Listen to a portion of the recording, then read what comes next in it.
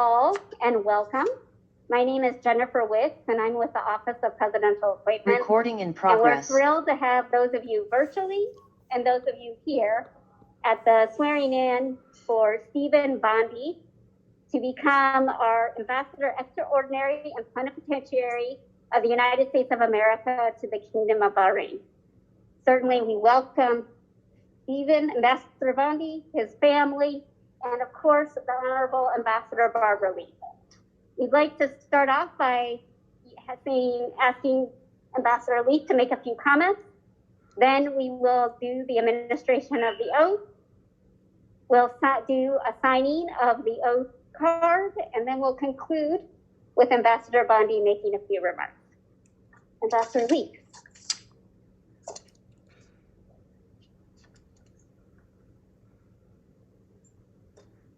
Oops, okay. Good afternoon. To all the friends, colleagues, and loved ones zooming in on this wonderful day, welcome. We wish you could be with us here in person as we mark this momentous point in Steve Bondy's brilliant career. My warmest greetings go out to Sheikh Abdullah bin Rashid Al Khalifa, Ambassador of the Kingdom of Bahrain, and his wife, Sheikha Aisha, who have joined us today. This is a day I've long awaited, for I, like many of my colleagues, long ago marked out Steve as an officer of exceptional talents, someone destined to lead a mission one day.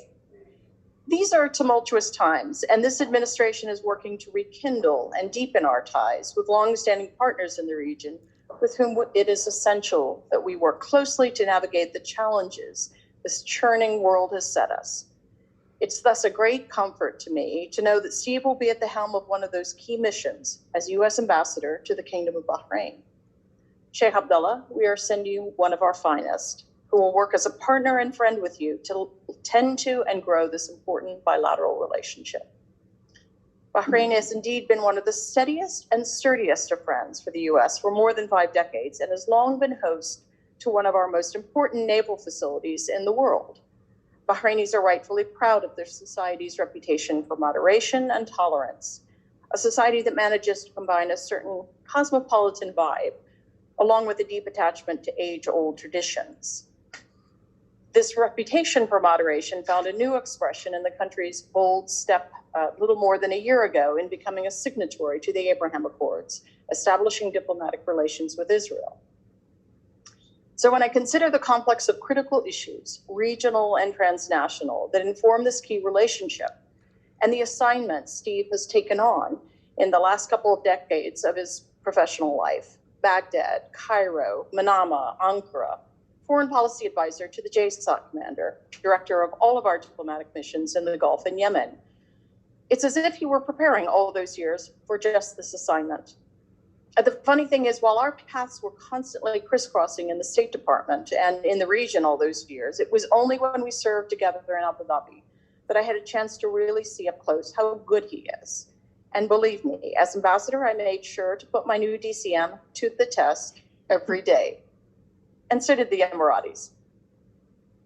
The qualities that distinguished Steve then will serve our mission in Manama in good stead. And here I will quote someone with particular insight and expertise, Drew Bondy, his son. And I'd like to just remind this audience that there are typically no harsher critics than one's own children. But Drew gained this insight from his time as intern at Embassy Manama, working alongside his father, whom he observed had become, quote, a confident, principled, and sharp leader. Principled and a person of real integrity. That's also the Steve that we all know. I know that he will also be an active, engaged, and thoughtful interlocutor with our friends in the Bahraini government. They will always be able to rely on his good counsel and candor, even, perhaps especially, on issues of any friction in the bilateral relationship. Steve is also the kind of leader who will lean into the role we ask of our ambassadors, never more so than in these testing times, of providing comfort, direction, and support to the embassy community, whether to deal with the stresses of this never-ending pandemic or all the normal pressures of life spent far from home, family, and country. Now, I've known a few too many highly successful officers in the Foreign Service who somehow seem to forget along the way of scaling the airy heights of their careers that there were other people in the picture, spouses and children, who had made myriad sacrifices to move from place to place with them. I'm happy to say Steve's not one of those people. He has a huge fan club in Megan and their 2 children. And I will end my piece by speaking on their behalf, having invited them to give me a few thoughts about what it meant to them to serve with Steve in places so distant and diverse. In the words of his daughter, Rachel, it meant, quote, having a circle of friends who didn't look like me or speak the same language as me at home.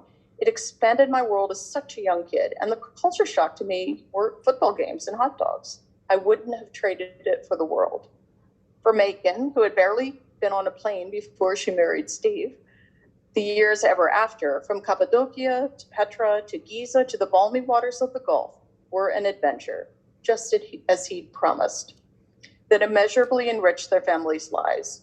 And as for Drew, he said simply, I'm proud to be his son.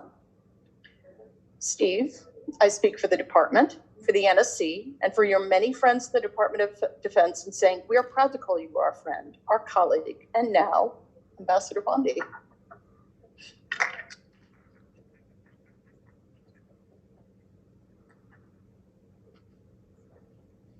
Why don't we go ahead with the oath now?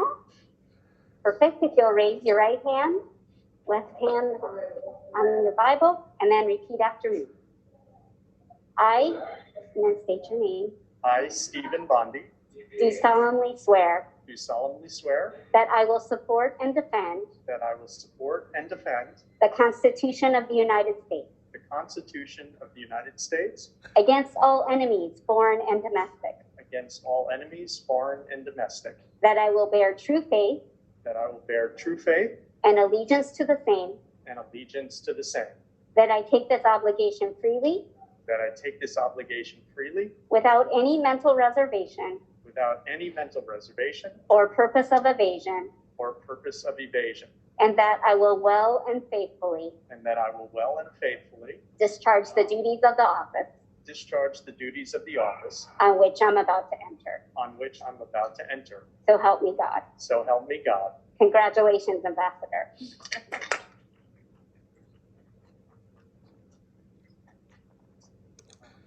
So why don't we have Ambassador Bondy and Ambassador Lee? I can take this paper. You want to sign, please? There's Ambassador Lee, you'll sign here. Tafadali.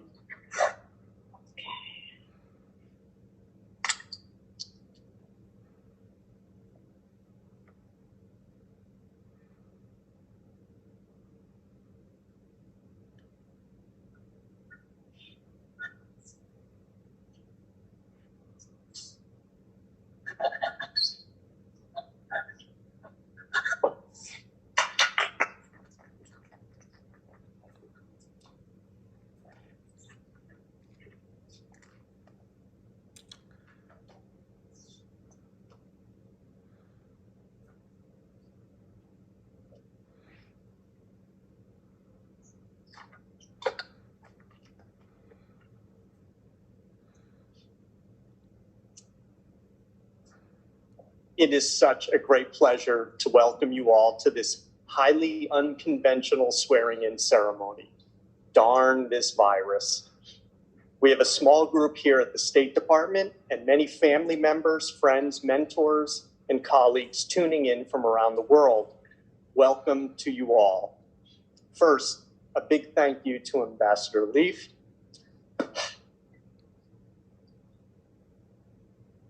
For delivering such generous comments. Barbara, you have been a great friend and mentor, supporting me through thick and thin over the years. I am very grateful. And thank you to Jen Wicks and her team at the Office of Presidential Appointments, who have been with me every step of the way on this journey, including by doing the honor of swearing me in today. And to the NEA team for preparing me so well for this upcoming assignment. A very warm welcome to Bahraini Ambassador to the United States, Ambassador Sheikh Abdullah bin Rashid Al Khalifa, and his wife, Sheikha Aisha. Thank you for attending this ceremony and for working so diligently to build relations between our two governments and our two peoples. I look forward to joining you in that journey. Also here with me today, physically and virtually, is my rock, my foundation, my joy, my wife, Megan, daughter, Rachel, son, Drew, and Rachel's fiance, Jordan Rummel. The nomadic Foreign Service lifestyle is extremely rewarding, but also quite challenging. And Megan, Rachel, and Drew have shared in the happiness and hardships as we navigated together all that has come our way. I love you all very much. Thank you for sharing this adventure with me. My parents, George and Enid Bondy, are tuning in from Daytona.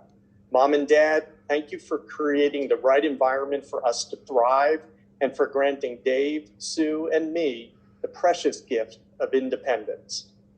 Today, January 20, is an auspicious day. 1 year ago, President Biden, a fellow fighting blue hen from the University of Delaware, was inaugurated as President of the United States. And today is also our son Drew's 24th birthday. Happy birthday, Drew. We will celebrate later, I promise.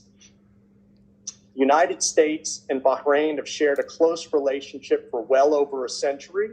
When American humanitarians first arrived in the late 19th century to deliver healthcare and education, relations blossomed over the time to include Standard Oil of California, making the first discovery of commercially viable oil in the Gulf region in 1932, military and security cooperation during World War II, and close trade and investment relations for decades. Throughout, the focus has been on shared values and reinforcing people-to-people ties. The agenda today is broad and deep and includes the exciting development of Bahrain and Israel normalizing their relationship through the Abraham Accords. The U.S. Embassy team, led most capably by Charge d'Affaires Maggie Nardi for the past 18 months, has done phenomenal work promoting our joint priorities. Mr. Ambassador, I am excited to return to Bahrain, our home from 2004 to 2007, and to work with you and Bahrain's leaders and people to further strengthen our relationship. We are partners, we are allies, but most importantly, we are friends. Bahrain last month celebrated its 50th anniversary of its independence. I'm confident through close cooperation, we could set the conditions for continued growth over the next 50 years. I would like now to turn to my home for the past 30 years, the State Department and the Foreign Service. Colleagues,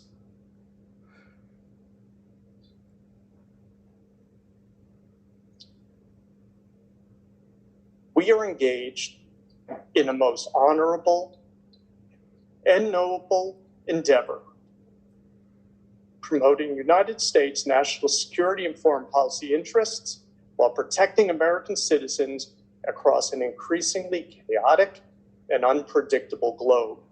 The life of a diplomat presents unprecedented challenges as well as significant opportunities. Diplomats and family members endure hardships and sacrifices at every turn, while also being part of the greatest adventure life can offer. We work on behalf of the nation and all its people, acting with integrity and preserving the public trust. Our own domestic environment faces spirited debate, but we must present a united front to the world. We do this in many ways, including by celebrating commitment to the beautiful diversity of the American people and ensuring all are included and can contribute. Diplomacy is all about persistence. The late Congressman John Lewis said, quote, "Nothing can stop the power of a committed and determined people to make a difference in society." Why? Because human beings are the most dynamic link to the divine on this planet, unquote. I urge my colleagues to remain committed, to remain determined in our pursuit of safety and security, peace and prosperity for our beloved nation, to treat each other with respect, courtesy, and kindness, reinforcing the divine in us all. I'm honored to be working amongst you, and I'm grateful for the opportunity to serve as the United States Ambassador to the Kingdom of Bahrain. Thank you very much.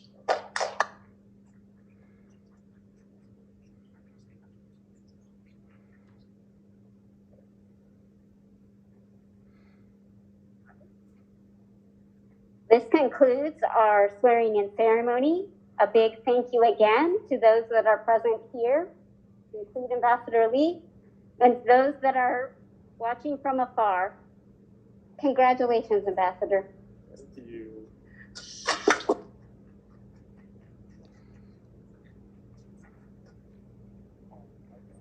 You almost made me lose it. Your children's quotes almost made me lose it. I was looking at it, I was like, oh God. I did not think I was going to get choked up right off the bat, but that's